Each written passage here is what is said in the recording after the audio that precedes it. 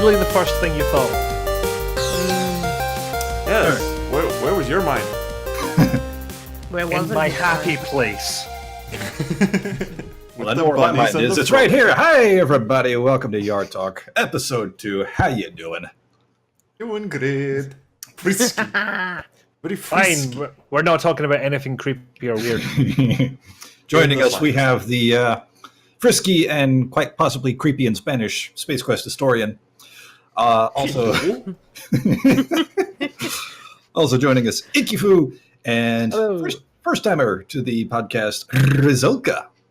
Hello. I would have that been here drum- last time, but I had to take tongue care of roll? a child. I can't even say tongue roll. Tongue roll. Hey, try her real name on for Resulka. size. Yeah, come on. Natalie Yuhash. Oh, no, you're doing the same thing that Troels does. It doesn't have an R in it. It has a silent J and a silent I Z. didn't add an R. What are you talking about? It's You so harsh? easy. It's I didn't pronounced say that. Juharsh. Yeah. No, it's Juhas. Haas. Yuhas. Okay. Haas. Juhas. Very simple. Juhas. Yeah. 4 letters. You just have to Juhas pronounce nicht. 4 Well, that's letters. the podcast. Thanks for joining us. Thanks, Juhas bye. nicht That's how gefasst. you pronounce shepherd in Hungarian. Let's go. Shall we move? Educational. I lost focus. Shall we move on? Here we go. I think we all lost focus. Yeah, we've lost so much focus on so many things. News, and it's happened again. Just fiddling around and on YouTube and just randomly popping up in my recommendation feed. I see a fan, not just a fan film, but a fan miniseries this time of Titanic: Adventure Out of Time No. using Legos. The Lego sinking ship. But- Okay, I'm into it. Yeah, I It's- could see that, but it's just like the face changing. Do they have like the Well, bits and the- pieces? Yeah, the faces don't change actually, and the production is a little bit rough. Like they use green screen effects, and you can kind of tell they use green screen effects. But it was basically like the Monkey Island fan film. It's the game audio dubbed over, and somebody did the voice of the protagonist because, of course, in the game you got a silent protagonist, and it was pretty good. I liked it. Okay, this is where I admit I've never actually played Titanic Out of Time, but I've seen Pushing Up Roses do a review of it, and she praises it to high heaven, and I'm not entirely sure why, because it looks hokey as all fuck. But It is. part of its I can be swayed. Yeah, it's Part its charm. it's a product of its time, but it's I like it.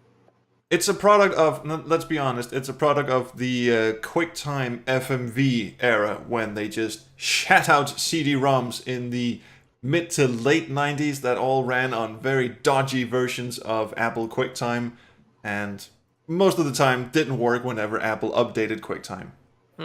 Or before Apple updated QuickTime. Quick time. And during too. Yeah. But I think those things have a lot of charm about them, just like the way they move, the way they look. Yeah. I think I found one that recently that uses that same sort of face technology. I think it's Wired Tale of the Wild West or something like that. I started playing and I Oh went, yeah, no, I saw I need something about that. Yeah. Yeah, I was like, I played the first 5 minutes and I went, no, I need proper time to play this. I'm putting this aside for now. I'll But get the that's probably going to popcorn, come I'll up make in, some tea. yeah, light it's some going to come candles. up in FMV Quest. FMV Club at some point.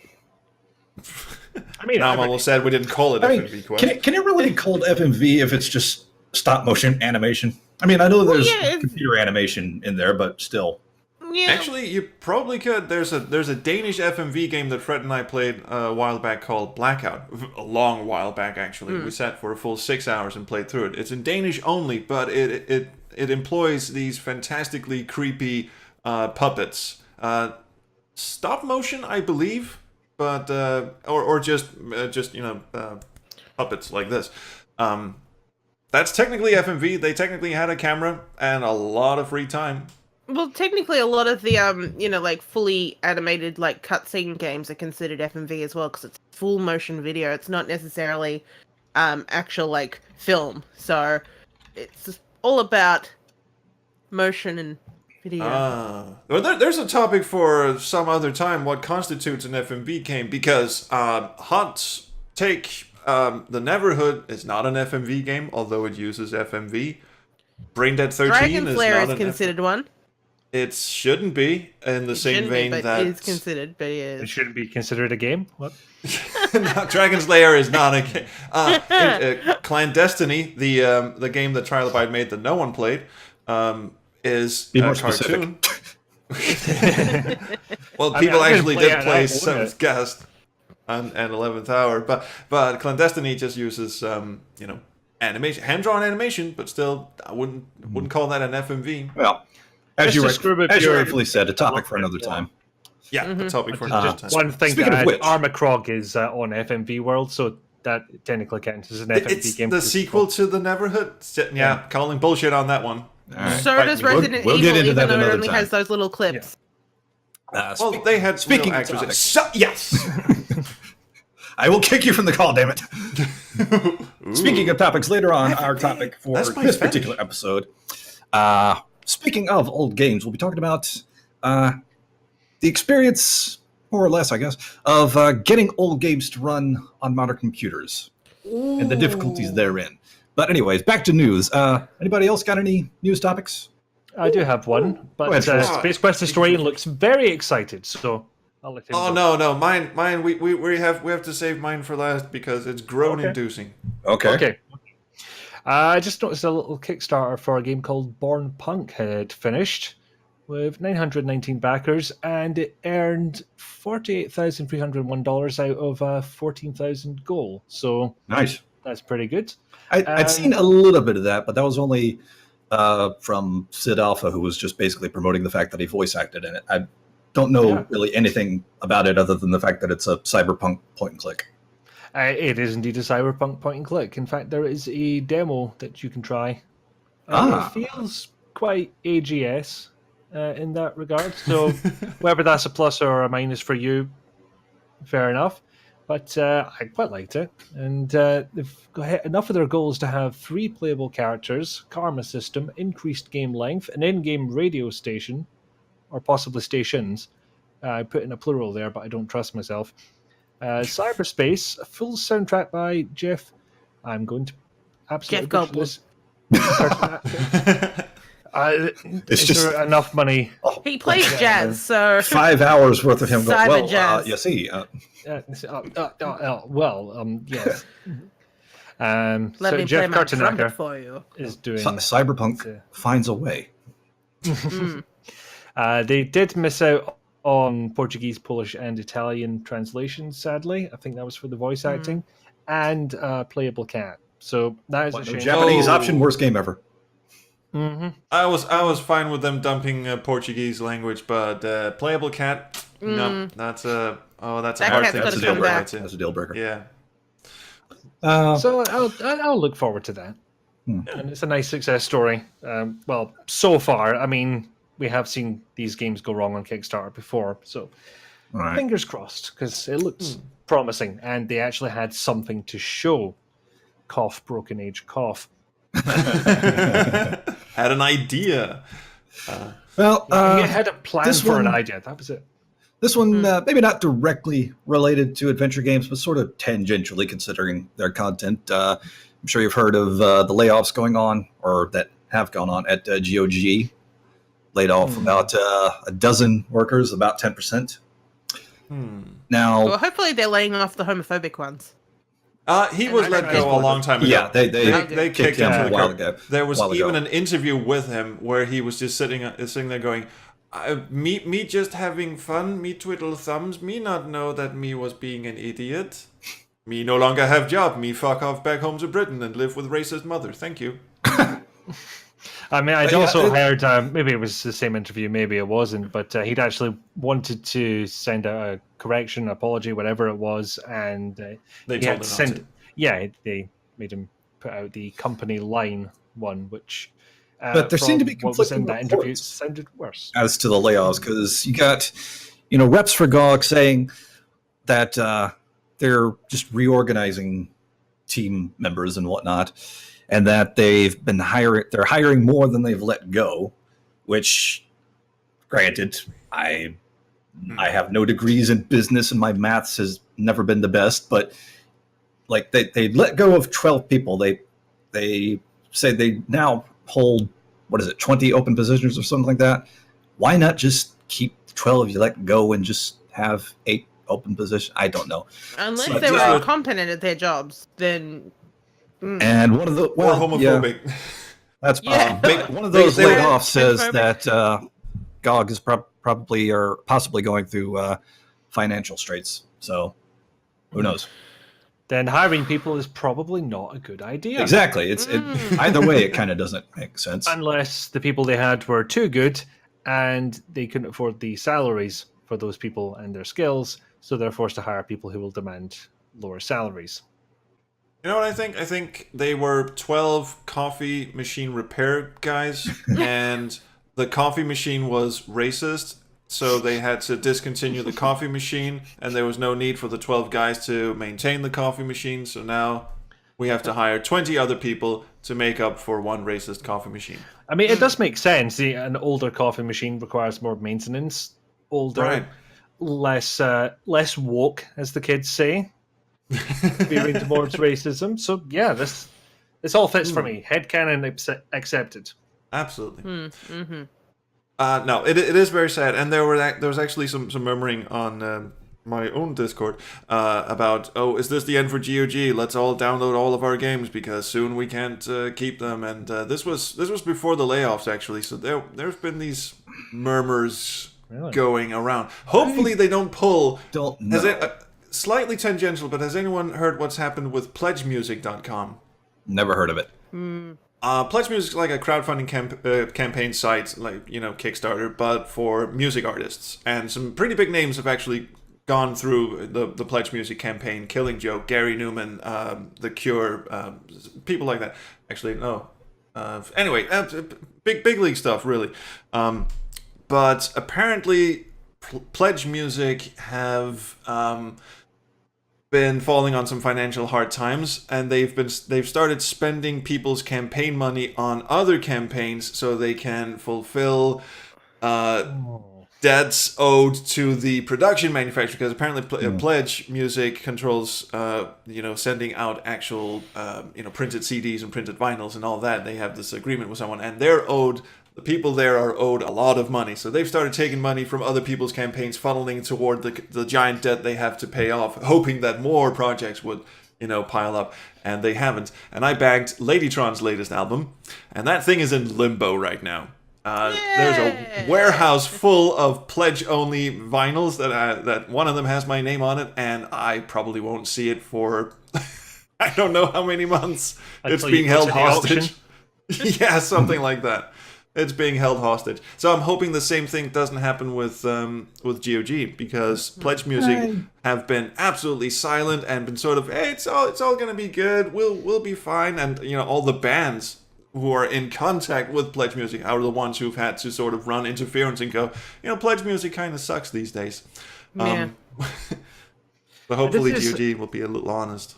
This is from GOG specifically. It's not like CD Projekt Red or the parent company or anything like that.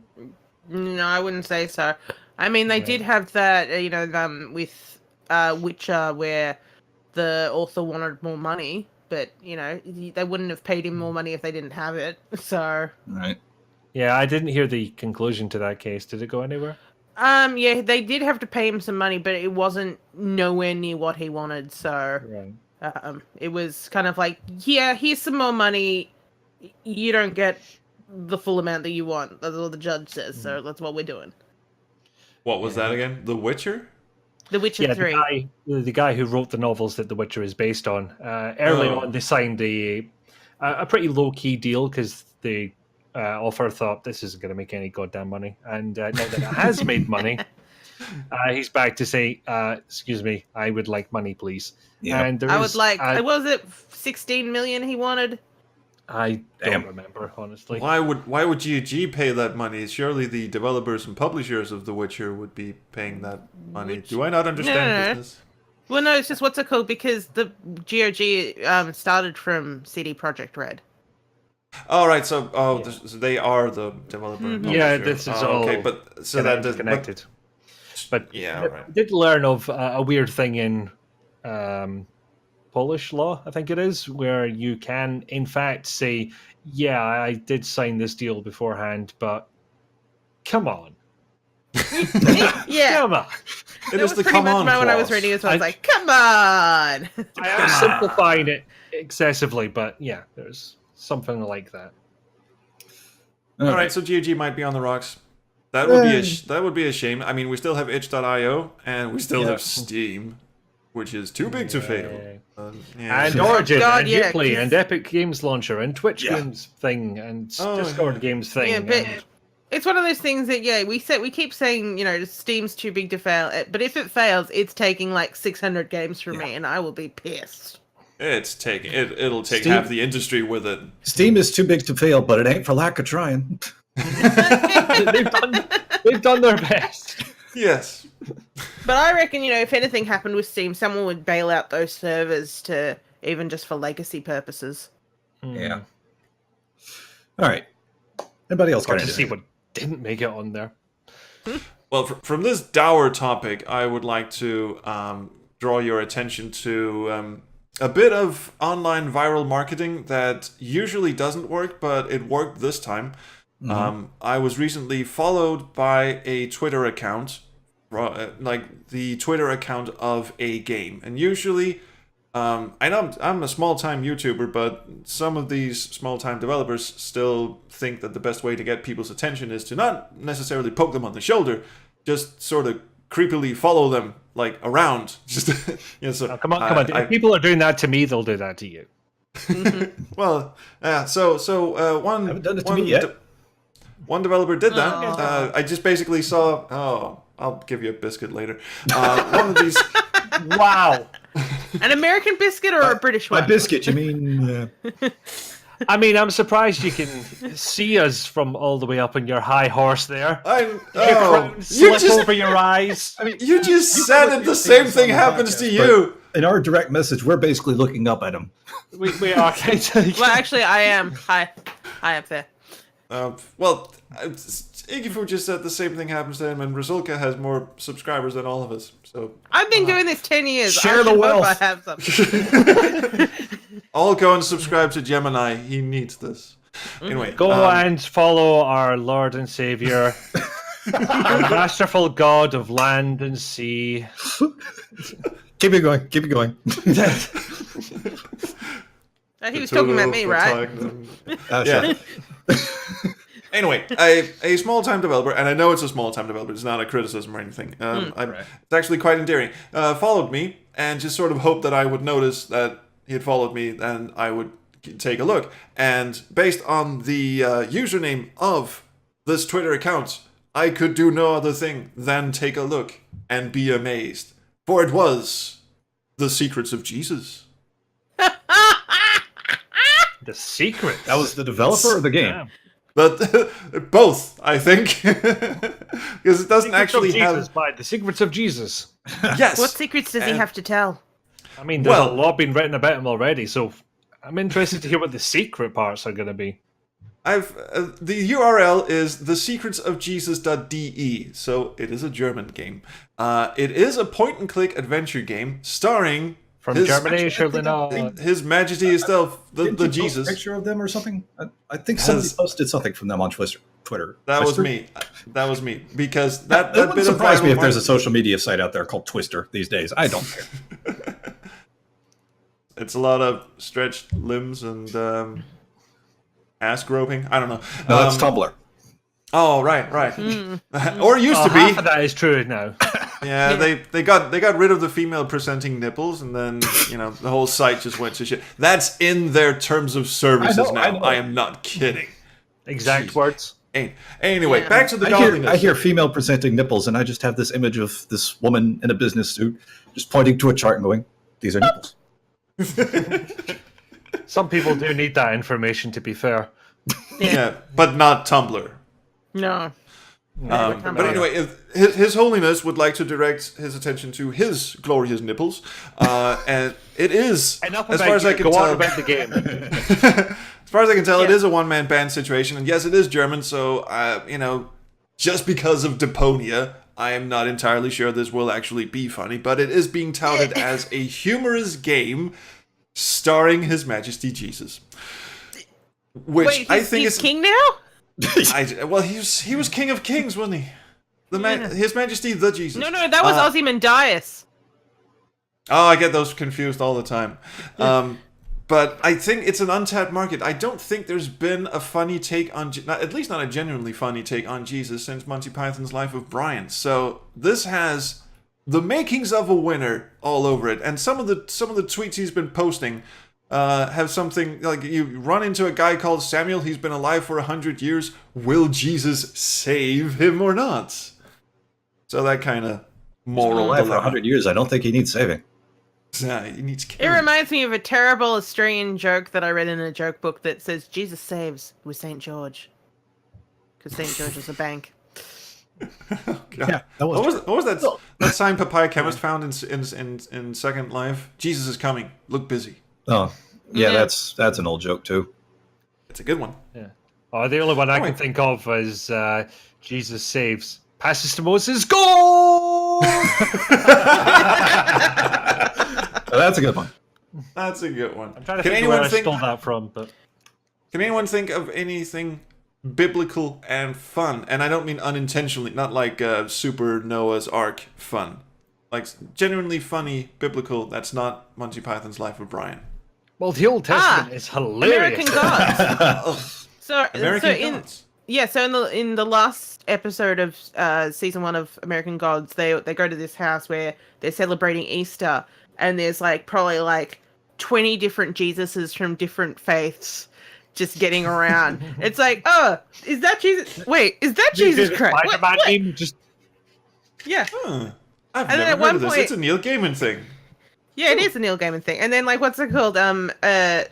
Because they're celebrating Easter, the actual deity Easter, but she's kind of been overshadowed by all the Jesuses. She's like, I have to apologize to the Jesuses, and it's just like a wonderful little bit of there's just all these different types of Jesuses around.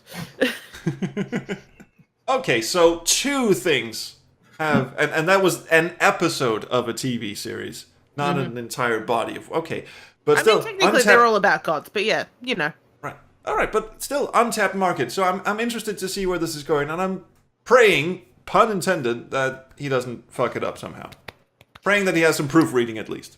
In the How can meantime, you go wrong with a genre of comedy, crimi, which I'm told is crime drama of some kind, and I've probably pronounced wrong, history and religion, and get this, Inglorious 1024 by 768 resolution.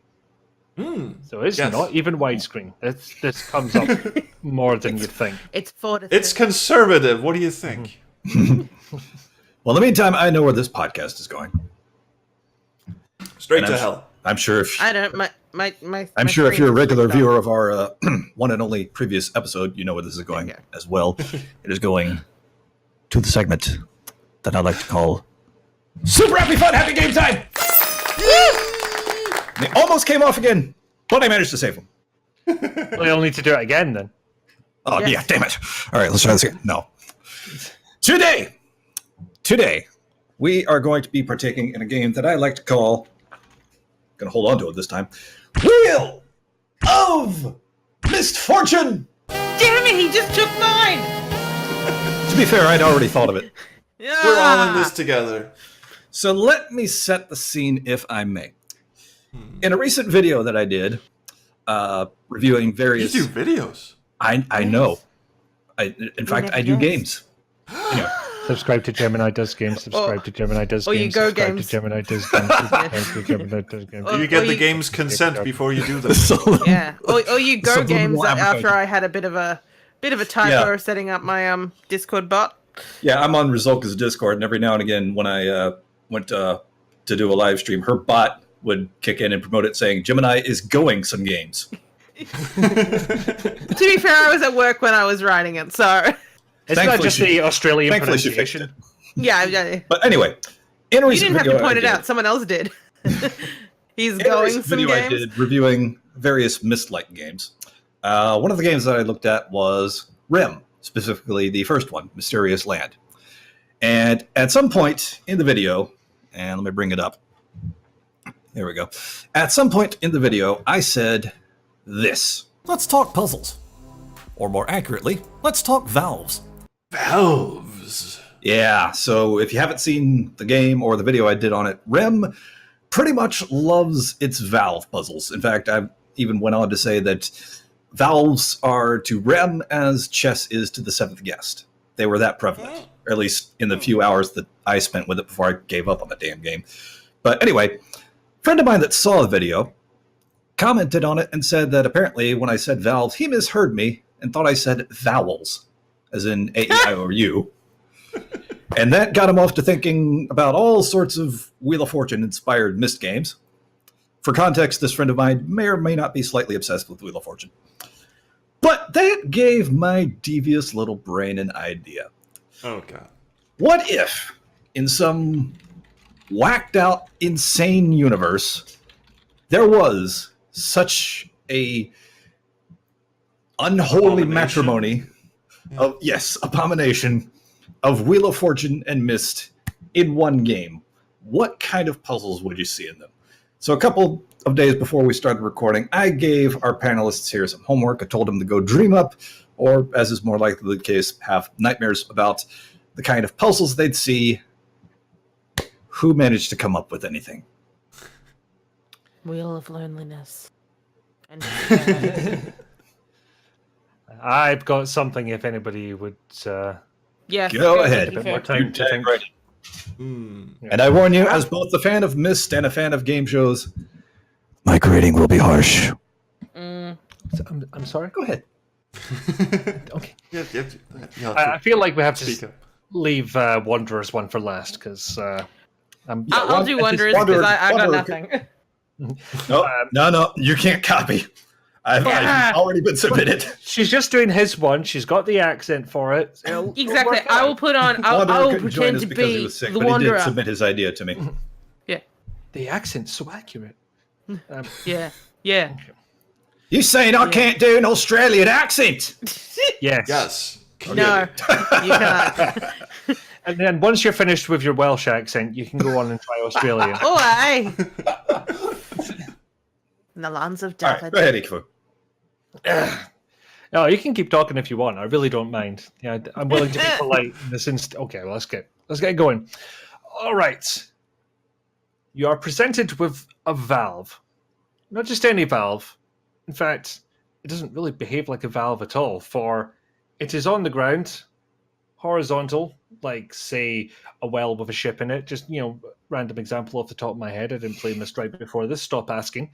And on the valve, which spins freely, one must add, are as many levers as it could possibly fit. As many as possible. All starting out the way, so it's just this wonderful cone of levers on a valve. And you've guessed it, you spin that valve. It didn't sound right in my head. I was so wanting to say wheel, and I stopped myself, and it still sounded awkward. Anyway, so once this wheel stops, there'll be a nice little marker for where we should look. And yes, there we go. You throw that lever, and a message appears within the center of the valve, for there is space to do so. Now, it's garbled. Is this Jumanji? Troels, do you have any questions at this point? You can leave them to the end. Yes. And so, yes, a message played. It's static, it's not clear, but it is a hint to the puzzle that will then be presented to you. Now, if you can't get that puzzle, and you will have to spin again. If you do solve that puzzle, you will retain access to that message. Spin again, life continues. Now, what these messages do is form one cohesive message. And as you solve the puzzles, you can piece these messages together, because you will eventually have to arrange them in order to decipher the full message within them. Trolls, wake up! Ah! That's a great thing. Sorry, you're not boring me. It's just it's mist in general. Despair. Yeah. Despair. I get you. Loneliness, despair, isolation.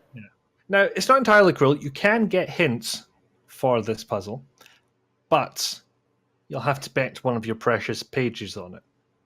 So if you gamble a page and you then don't get the puzzle correct, you have to go and find that page again. But once you have the message as a whole, you arrange it in the right order, you can use it to solve a hangman puzzle, because I couldn't think of a good way of wording that. And once you solve that hangman puzzle, you can finally leave the starting room and explore the world. Oh, see, I thought it'd be a bit more simpler, like, you know, that you solve the puzzle and then you either get a blue or red page depending on when you land on, and there's only one space for a yellow one. Not bad. I'll give you 75. Also, if you make too many wrong guesses or you take too long, you fall through the floor. 36. Yay! That's me! Jeez. Anybody else? Yeah, alright. I have never completed a Myst game. I've never played one. I don't know if it And- shows. Oh, I've technically played Uru. You've been pronouncing it Uru for about a year now, so I think just stick with that. Be consistent. I've played Yeah. UFO with you guys, and I it was played, dreadful. what's it called? I played Myst with my dad when it first came out, and I hated it. I was so alone, and I went, "Can we play Return to Zork again?" I had an idea for a children's version of Myst, starring the protagonist Dick Switchflipper, who is lost in an island of his own imagination, nightmare, wet dream. I don't know. He is trying to get home, but it turns out that the evil Pete Button Masher or whatever has stolen all the letters of the alphabet, and he must return them. So what he has to do is run around this island, flipping random switches, because that is indeed his fetish. And whenever he flips a switch, something random happens across the island. You flip one switch, and the island flips over. You flip another switch, the island turns ever so slightly, like 7 degrees, and must catch the ray of the sun exactly on the number 36 on the sundial, otherwise things blow up in your head. No, wait, that seems way too exciting for a Myst game. I'm sorry. I was about to say, that sounds a lot like, what's it called? The Island of Dr. Brain. Yeah, maybe just Dick Switchflipper spontaneously dies of boredom. Game just crashes. Yeah. There's no food for him to eat. There's a ton of puzzles.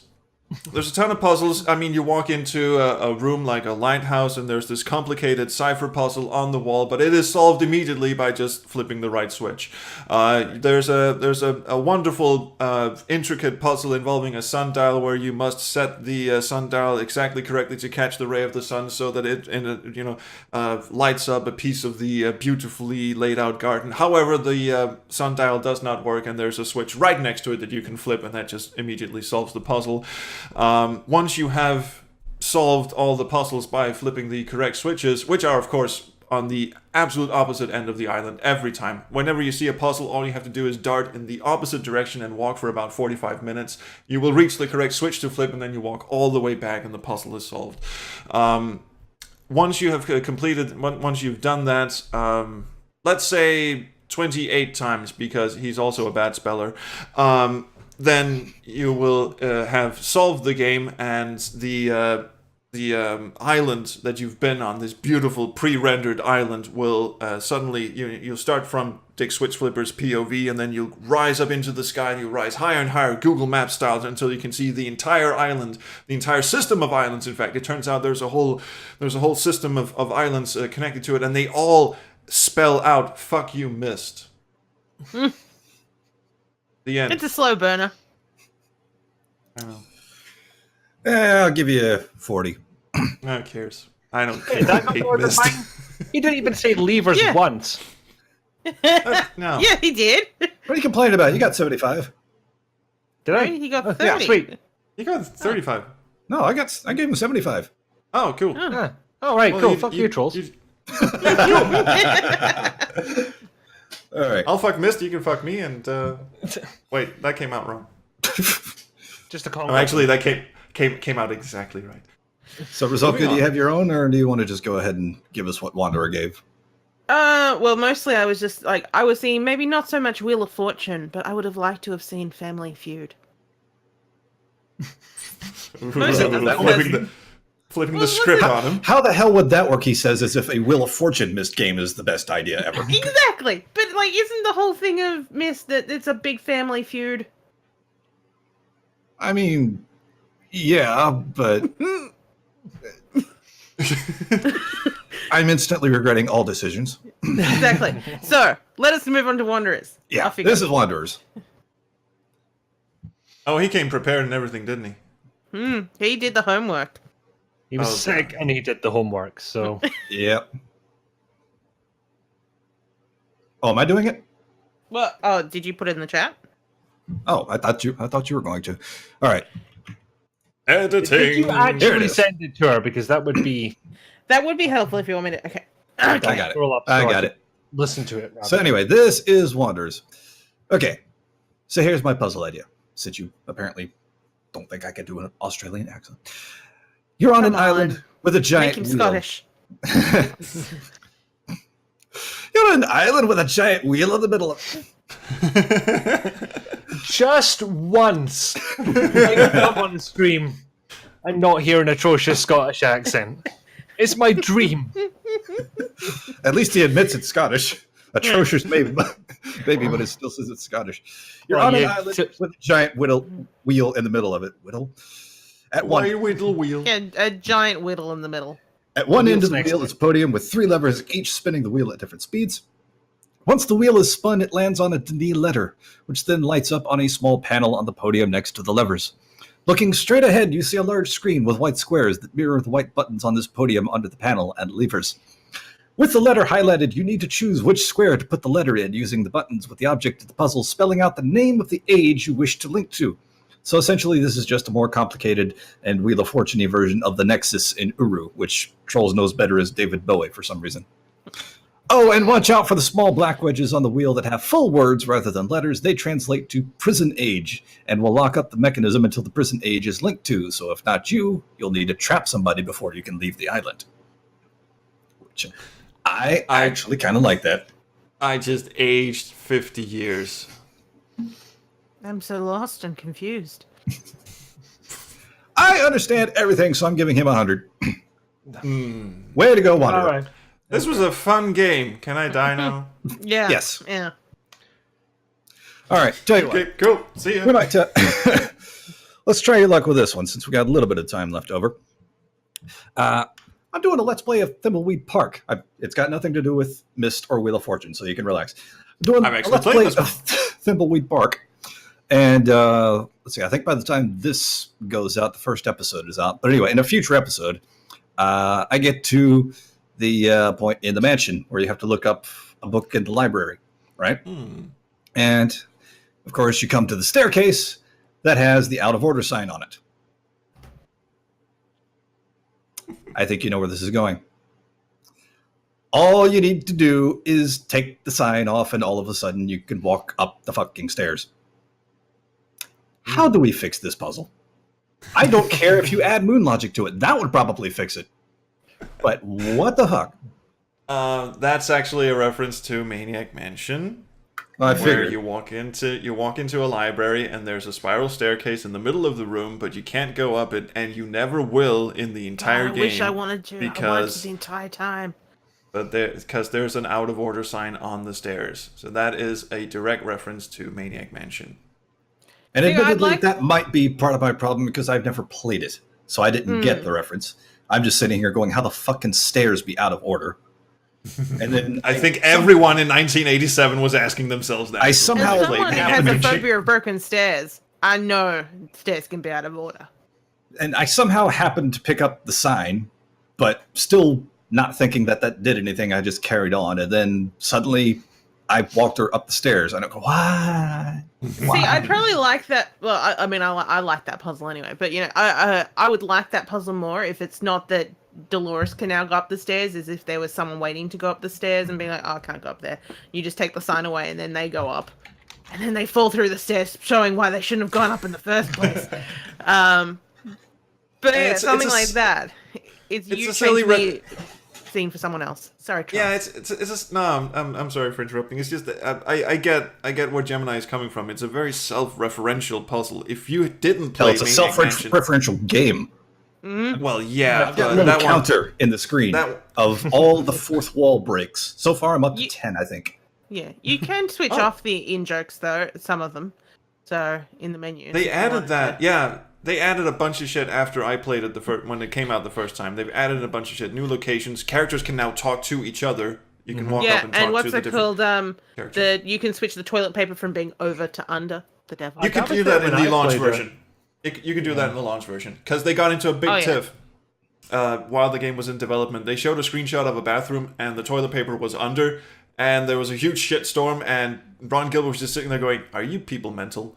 And so he put in, just to fuck with people, put in a switch where you can flip the toilet paper from under to over. You see, if it was really malicious, because there is only one right answer to that question, he would have added the switch in and have it done nothing. How many hours would have been wasted? And it sounds to me like something he would do. Yeah. Maybe I've got a different idea of the guy. I don't know, but he's a very lovely man. He likes to fuck with people. He's a lovely man. He likes to fuck with people. As for fixing the broken stairs puzzle, I probably would have not required the player to have played a game from 1987, regardless of how popular and influential it is. I mean, it is kind of fluke-ish that I happened to play it when I was a kid. No matter how popular a game is, not everyone is going to have played it. Well, think of it like this then, actually, because spoilers for about halfway through Secret of Monkey Island, but when you're thrown in the water, you're tied to the idol, and every sharp object is just out of reach, and you've got only 10 minutes before you drown, and the solution is to pick up the idol and walk out of the water. So you could view it as being a very similar kind of puzzle. Except Monkey Island traps you in a room, and in Thimbleweed Park you can just go anywhere. It's not immediately obvious that you have to get up the stairs. Maybe there's a way around them. In Monkey Island, you're simply trapped in that room. Well, underwater. Yeah, there was another puzzle that I got to that the logic was a little bit questionable on it, where you drink the hot sauce to light the log on fire.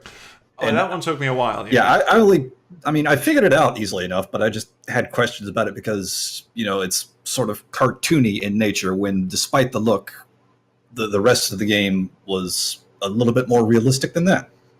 And so you're not necessarily expecting that. As realistic as a couple of plumbers wearing, squirrel suits or whatever? No, pigeon suits. Pigeons.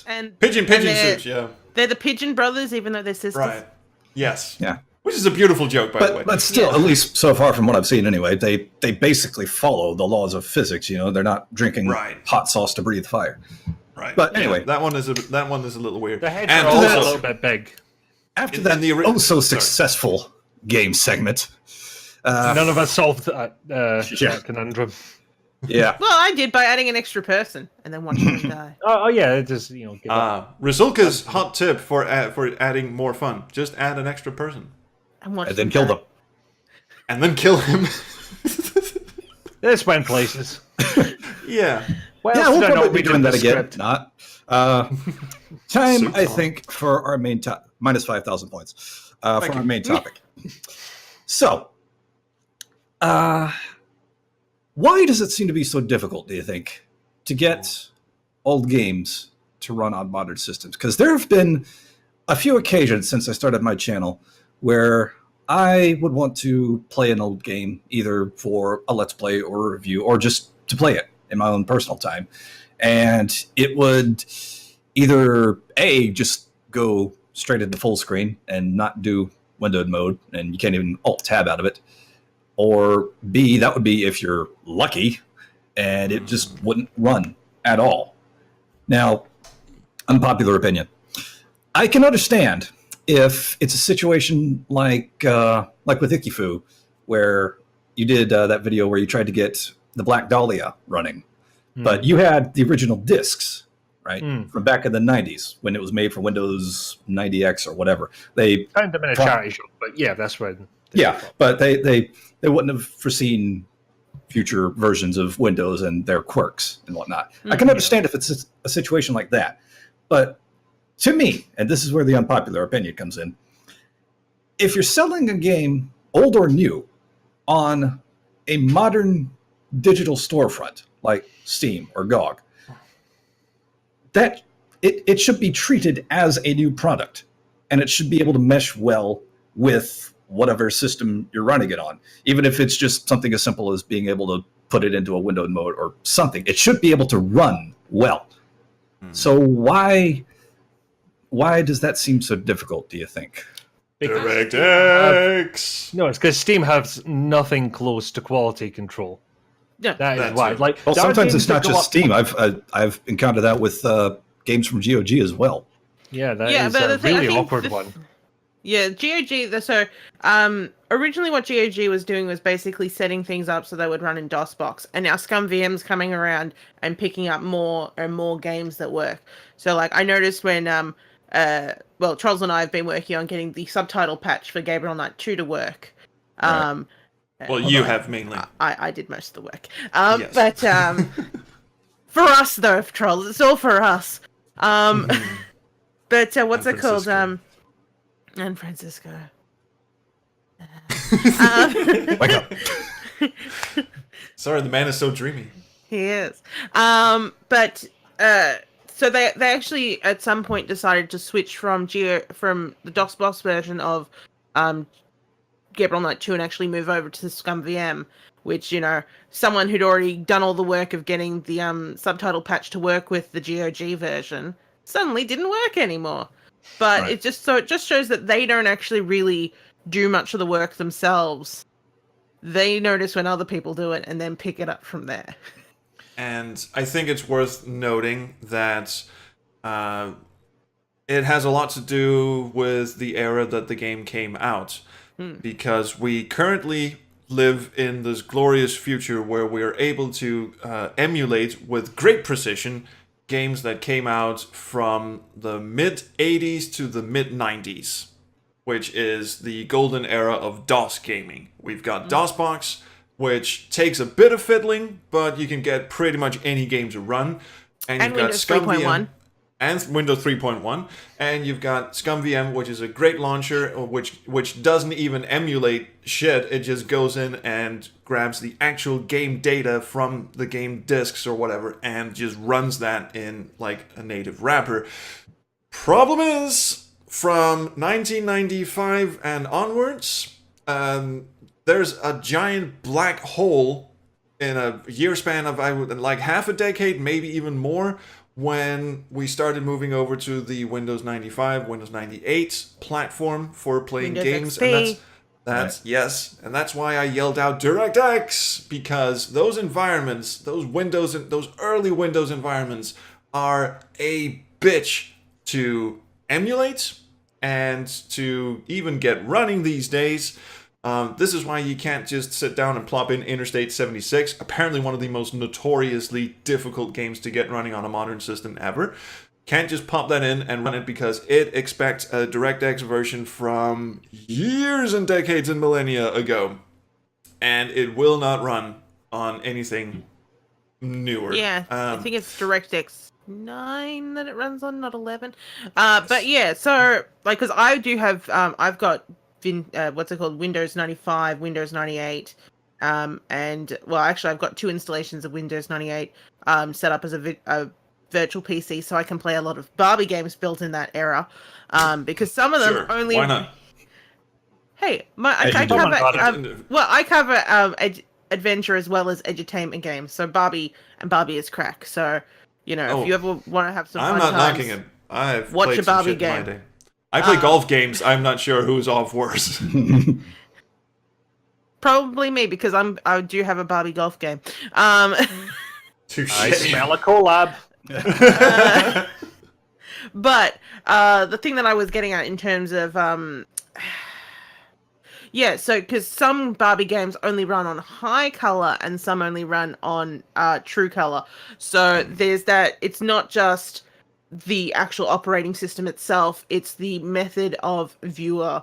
Like because high color, we're in that era of where there was a difference between 16-bit and what was the other bits? Like 16-bit, 32-bit, 64-bit. Yeah, 32-bit and then true color. So we're in that era where things specifically needed different display. What's the word I'm looking for? Yeah, different display methods. Yeah, modes. Thank you. And very importantly, we are still not in an era of plug and play yet. We sort of are dipping our toes into it, but there's a lot of third-party manufacturers, and their shit all works in different ways. All the drivers are different. You cannot emulate an environment like that without, as you've done, set up a virtual machine that just actually does it.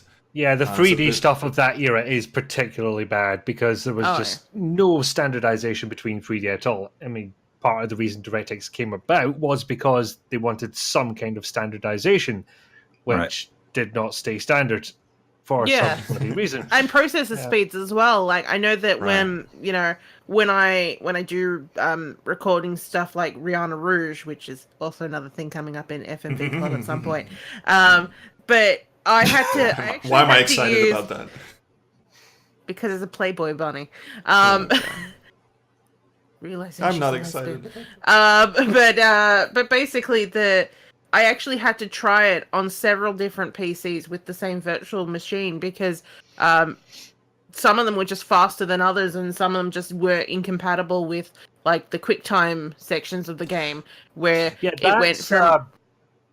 That's on the game developers, though.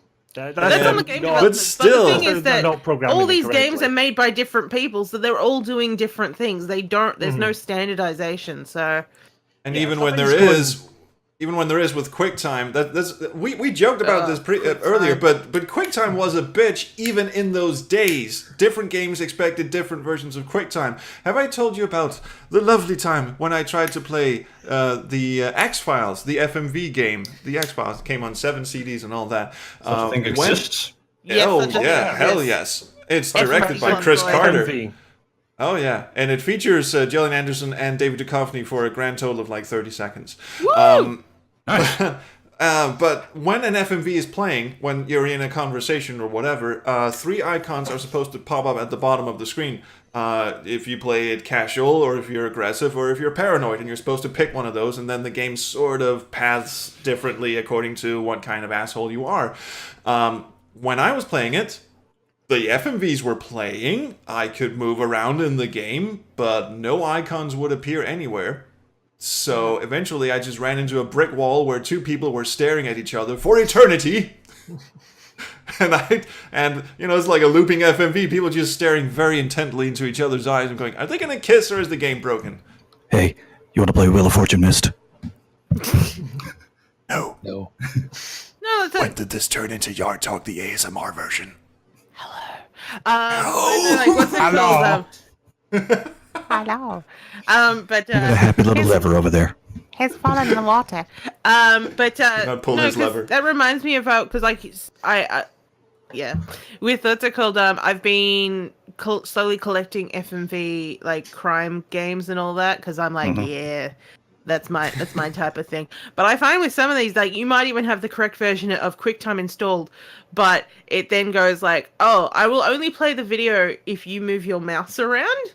And it's like, just what I remember, actually, the X-Files game, I completed that on PS1, which is in itself not immune to the dangers of backwards compatibility and emulation, because the cursor that you move around is glitched. So it's the one PS1 game I think there's more, but it's the one PS1 game I have that does not work properly on PS2 or PS3 backwards compatibility, because I thought that was pretty rock solid until that game came along. Oh hell no! And the game is bugged up the ass, and No, all these not the Macromedia game, directors. emulation. Oh, the emulation, compatibility. right? No, the game was pretty bugged up the ass as well.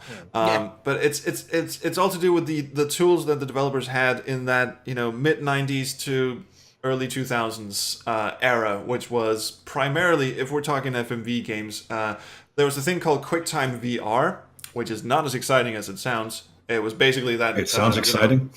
It's that 360 like look around thing that Black Dahlia did, and I think one of the Journeyman projects did. And what's it called? Escape from Horrorland. Yeah, and then you have Macromedia Director. Exile did that. Oh god, Macromedia Director, which is more of the slideshow kind of variety thing. But a lot of games like I think Frankenstein Through the Eyes of the Monster, starring Tim Curry in a "What the fuck am I doing here?" I role. played that a long time ago. Yeah, that thing is impossible to get running as well.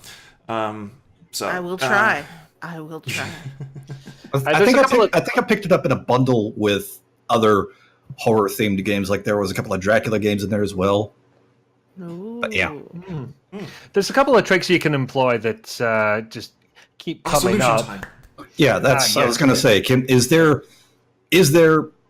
a simple end-all be-all solution or some kind of solution at all? Do you think? I mean, virtual PC Fun is Scum probably VM. the quickest way. The weird thing about Scum VM is it's not really emulation at all. It's a re-implementation of The game files themselves. Yeah, well, yeah, they have the game files and then they have their own program that acts upon them, as it were. It uses them to create the game. Fondles Sometimes them. they have... Launches Which them. is why the Gabriel Knight Oh, 2 subtitle patch doesn't. Yeah. Yes. Yeah. So do you think that's the problem? It's with the emulation rather than Not how the particularly, games run or no. what? Because they are just built in a different era for a different version of Windows, like your DirectX version after DirectX version, and this is half the problem with Microsoft because they have so many things that they kind of want to keep compatibility with, but it is probably screwing up the entire code base and would fully explain why certain Windows 10 PCs I have cannot even display the folder icon in the start menu correctly.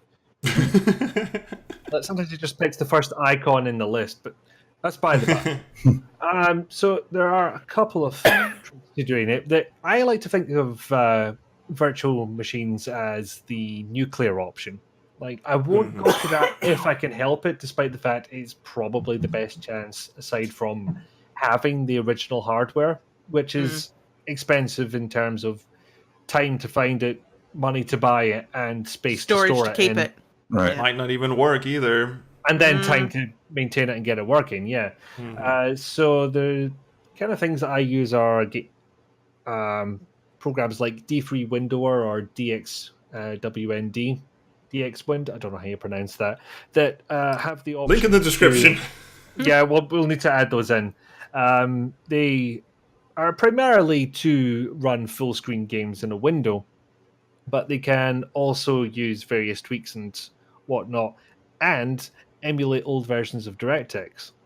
So it was DXWND I was trying to use for Black Dahlia. I think I tried one of those with a game, Nox, I think, and either I wasn't doing something right or something was going wrong because it didn't quite work properly. You have to tweak it. There's no be-all, end-all, one-touch method. And that goes to part of my criticisms that I opened with about how if you're going to sell an old game on a new storefront for a new machine, you should make sure it works properly, because some people like me don't have either the time or the know-how or both to do all the tweaking necessary. Yeah, just because we played it back then and probably had to fiddle with our autoexec.bat and such like, it doesn't mean we have that technical knowledge now, or indeed the time to fuck around with it to get it working. I'm just really stubborn, to be quite honest. There's another funny one that is definitely a Microsoft thing, although they tried to move people away from it unsuccessfully. Pretty much assume that the game you're trying to run from back in the day wants to run as administrator, because it will probably just shit the bed if it doesn't have that going for it, and it will not be pretty. In fact, I actually have a separate user account that I have for explicitly that purpose. Like, I use a user account normally just for day-to-day stuff. I trust what I'm doing, but I don't trust something running in the background not to fuck with things. But I do have a separate user account with UAC, user account control, yes, that's the acronym, turned off, so that every time I run the damn thing, it doesn't go bing, type in a goddamn password. So that's another thing you need to look out for. I mean, I agree completely. If you buy a game from GOG, rest in peace, I guess, or Steam or whatever, like a re-release of a game, depends on the sales. Yes. Should be able to run the game. And I ran into this problem when I wanted to play Tex Murphy Overseer, which came out right around that time when Windows was starting to kick down people's doors and go, "You're our bitch now!" Because it was a Windows-only thing, and on top of that, it was one of the early DVD-ROM releases, so there's all sorts of fuckery with emulation and drivers and shit to get that thing running. Thankfully, they fixed the whole DVD-ROM emulation, but when you buy the game from GOG, which I did, it still says, at least at time of recording, it still says on the game page, "Do not run this on Windows 10. You will fail. You will cry. There will be tears." I somehow managed to do it anyway, but God fucking damn it, I don't know how I did it. You're just a lucky son of a bitch. It took a lot of tweaking and a lot of nibble twiddling. Yeah, some of it is just down to sheer luck. Like if you're looking at your various path environment variables, all that stuff that differs between machines, it could just be complete luck of the draw as to what's installed, what's been screwed about with, all that kind of thing. Black Dahlia will not run. Yeah.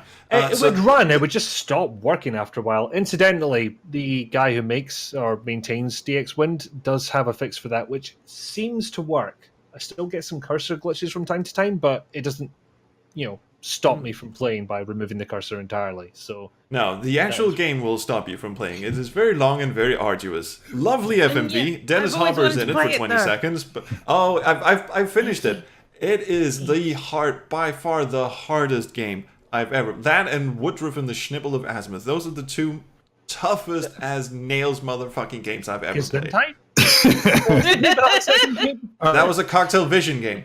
Final thoughts. That explains Final it. thoughts. Yeah. All right, final thought from me, and I'll shut up then. I'll let you guys finish up. I think the reason why some games are more popular these days, are viewed as sort of the golden age, is one, well, I guess technically they were more fun, but they came out at a time when it's relatively easy to emulate them. We revere the shit out of Day of the Tentacle and Monkey Island, and for good reason. We don't speak that much of, games like Black Dahlia for other reasons, but, just imagine all the games that are actually actively going missing in that dark hole period from when we started using Windows 95 and up to early 2000s. Tons of games are simply going missing because no one bothers to archive them. Most of them were QuickTime VR bullshit, but there were some real gems in there. And it's really a shame because it's comparatively I'm not saying you shouldn't go and donate to the developers of DOSBox and ScumVM right now, because you totally should. They're doing awesome work. It is comparatively easier to emulate a DOS environment than it is to emulate that black hole period of Windows. Apart from just setting up a virtual machine and getting down and freaky with it, lots of nipple twigging. Twigging, I don't even know what that is. But yeah, you have to put in some real effort. Nipple twerking. Just like when your nipples go up. I don't How the hell does that work? very, very arduous. Female presenting twerking. Or Ramen Tokyo. But anyway, if you want to play a game in the dark age period of Windows 95, Windows 98, you have to sit down and do the dirty work. Set up a virtual PC and get it running that way. That's assuming you can even find the fucking game disc or an image of it from some shady Polish website somewhere. Because like GOG. Yeah. Because there's no other fucking way to do it. And it's a shame. I hope eventually we will see like the DOSBox or the ScumVM of that little black hole period, so we can all start enjoying what was it? I had fuck, what was it called? That stupid game with Tia Carrere in it. Oh, and Johnny Mnemonic, the FMV game, and all of this bullshit that came out. Wait. Johnny Mnemonic one is a Daedalus Windows Encounter. 3.1 game. The Daedalus Encounter, that's the one. Fuck. I have that. And I have a working copy of it as well. Like DOSBox, you can't heard of that one. can get Windows 3.1 working in DOSBox. Yeah, that's where Right, I've got can it you with. play Johnny Mnemonic was a Windows 3.1 game. Was it? Oh, I thought it was a Windows 95. Okay, so I gotta it look was... this up. Hang on. I've not Before confirmed the that. I know the Star Trek Borg and Star Trek Klingon games, they were Windows 3.1, and Yeah. they do work if you have a Win3.1 installed in DOSBox. Ironically, games that use Smacker Video and later Bink Video, those are relatively easy to run because somehow rad tools are still in existence, or at least someone is still keeping Smacker and Bink alive. So you can actually run those, and Tex Murphy Overseer, the CD-ROM version, actually used Smacker videos, so you can run the downgraded CD-ROM version of Tex Murphy Overseer. Technically, All right. again, there's right. IkiFoo, Final Resulka. thought went very long. Sorry. So, did you get a conclusion from your search, Gemini? Yeah, it was 3.x. I thought it was 95 as well. Anyway, IkiFoo, Resulka, anything Knowledge! more Okay. to add? You go Not ahead. I really. had something and I've Just- lost it. Yeah, no, it's just mostly like, it is one of those things. It would be nice if these things were easier to run, but I actually do kind of enjoy the chase of actually getting these games to run as well. So, It is a win once you actually I get can one actually out. Oh, get yeah. it there, so I'll just When I have got to to take your it word was for just it. working, stubborn. holy shit. If Yeah. this game is not working for me, I take it as a personal attack. So I gotta win on that. But not everyone That's the is thing. like that. No. I'm stubborn, so Yeah. if a game's not going to work for me because it doesn't work properly on a digital storefront, I'm just not going to play it. I'm the other kind of stubborn. Well, anyway, thanks for watching. We probably won't have any more experiments like Mr. quick thing. Fortune. Quick What? thing to add. Two things technically. One This is is not the Spanish Inquisition. No, I just wanted to say that it should have been a hell of a lot less difficult than when we went from DOS to Windows 95, because that was single tasking environment where you just basically grabbed all the memory you could, to multitasking environment where you actually had to share it with other people and knock out pop filters and such like. Fantastic. But sadly it's not. Incidentally, there's a really funny PDF of the guy who did all the compatibility stuff for Windows 95 called How to Ensure Your Program Will Not Run Under Windows 95. Just lists a whole bunch of things about programs that He's in a straitjacket in an asylum somewhere now. Yeah. It doesn't run in And, Windows 95. It doesn't run in Windows 95. It doesn't run in Windows 95. QuickTime versions. Probably, yeah. All right. But what I really hoped from GOG, and I think it must have been part of their raison d'etre, apart from DRM-free, is that these things would be looked at. Like I said before, Steam just basically has no quality control. There's games going up on there that don't have executables, for God's sake. And one particularly hilarious example where the game did not have music, and instead the developers, or whoever put it onto Steam in the first place, yes, suggested that you burn an audio CD and put that in your CD-ROM drive, and then the game could play from there. Because CD-ROM drives. Yeah, people used to have those. Yeah. Yeah. So it is disappointing to hear that some of these GOG releases are not up to snuff. Because as far as I knew, that was half the damn reason to buy from the place. So that is The other half was disappointing. DRM. I think Whereas one if of you're the buying something off Steam, you're basically rolling a dice if it's more than, say, 8 years old. Yeah, I think Alright. though at least by the fact that that the GOG when they sold Gabriel Knight 2 originally, it was running in DOSBox, and then like a year ago they flipped over to ScumVM. That shows to me that they are actually actively trying to get things that don't work quite right onto something more stable. So it's at least. Yeah, when it comes to Steam, it's like, it's up. No one really cares about it anymore unless the developer's doing updates. It's not like Steam goes, yes, you need to go and update your game now because it doesn't work properly. And, All right, and, I'm and DOS going to bosses- have to call it there. We can Yeah. discuss this more off screen, but we are kind of running long, so I'm going to have to call it there. Thanks for watching, everybody. Hope you enjoyed it. We'll be back to more regular shit and not Wheel of Misfortune. Maybe. No. we probably won't do any more of that. But anyway, we do hope you'll tune in next time. Thanks for watching, and sayonara.